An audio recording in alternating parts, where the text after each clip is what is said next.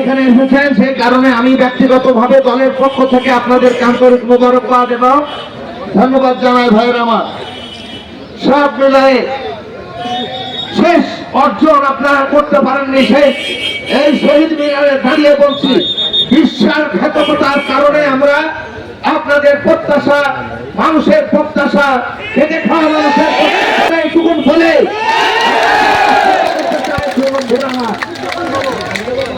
আর বিশেষ করে সামনের সভাতে কেন্দ্র নেতৃত্বের কাছে আপনাদের মাধ্যমে, সাংবাদিক ভাইদের মাধ্যমে বলতে চাই, আপনারা আপনাদের লিখনের মাধ্যমে, আমি বলছি আপনাদের লিখনের মাধ্যমে গান্ধীতে কিভাবে আমরা পরাজয় বরণ করেছি আপনারা সবাই জানেন। সকল সাংবাদিক ভাইয়েরা স্পষ্ট ভাষায় আপনারা এটি লিখবে।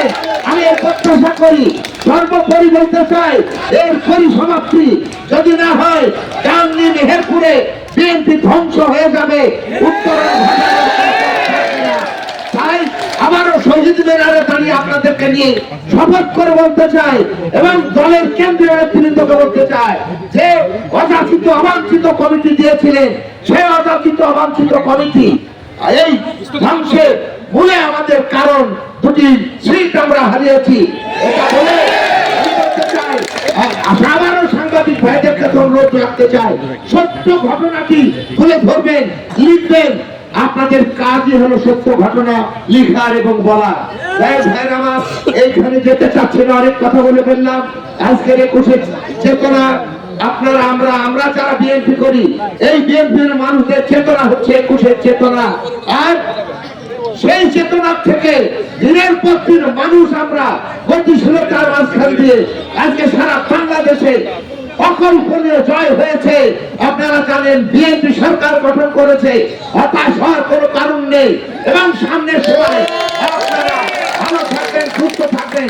কেন্দ্রীয় নেতৃবৃন্দের সাথে যোগাযোগ করে সমস্ত কিছু প্রত্যাশা আমরা পূরণ করব। আপনাদের সকল এই কথা বলে আমি আপনাদেরকে আবারও আমার দলের পক্ষ থেকে 21 চেতনার মানুষ হিসাবে আমি এবং আপনারা সকলে মহান রব্বুল আলামিনের কাছে প্রার্থনা করব, আমাদের সকল চাওয়া পাওয়া যেন রব্বুল আলামিন পূরণ করে দেন।